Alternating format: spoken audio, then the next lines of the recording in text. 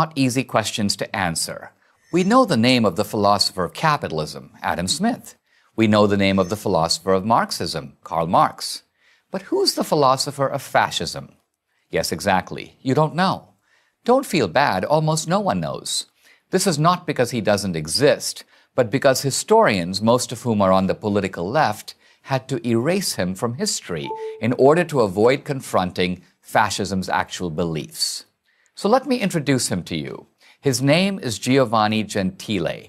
Born in 1875, he was one of the world's most influential philosophers in the first half of the 20th century. Gentile believed that there were two diametrically opposed types of democracy. One is liberal democracy, such as that of the United States, which Gentile dismisses as individualistic, too centered on liberty and personal rights, and therefore selfish. The other, the one Gentile recommends, is true democracy, in which individuals willingly subordinate themselves to the state.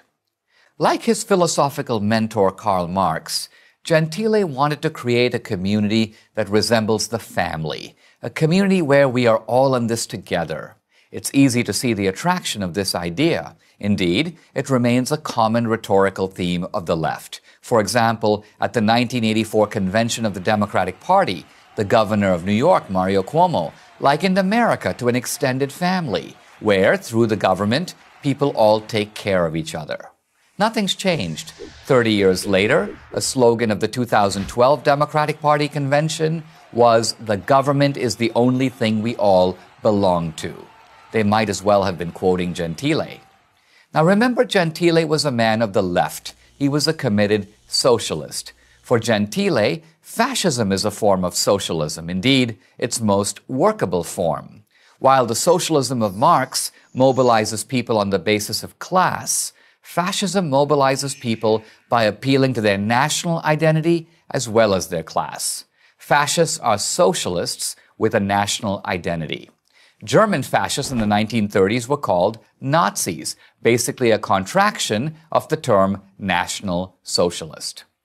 For Gentile, all private action should be oriented to serve society. There's no distinction between the private interest and the public interest. Correctly understood, the two are identical. And who is the administrative arm of society? It's none other than the state.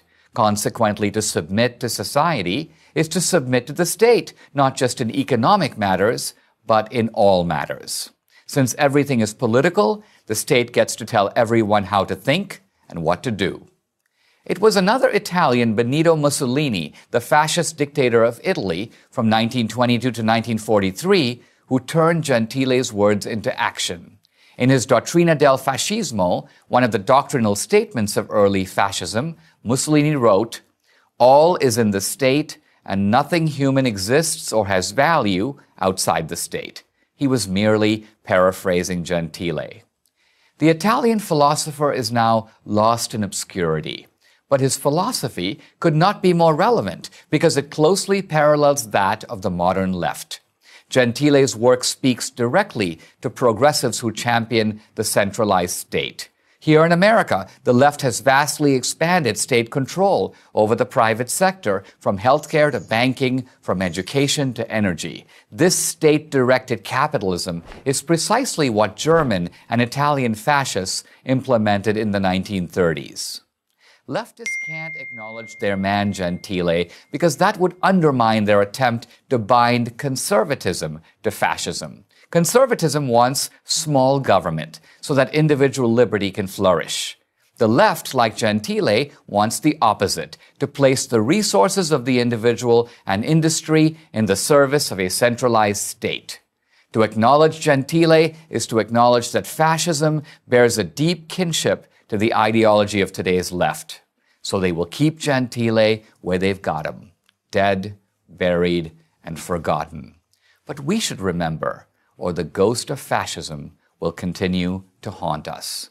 I'm Dinesh D'Souza for Prager University. Thank you for watching this video.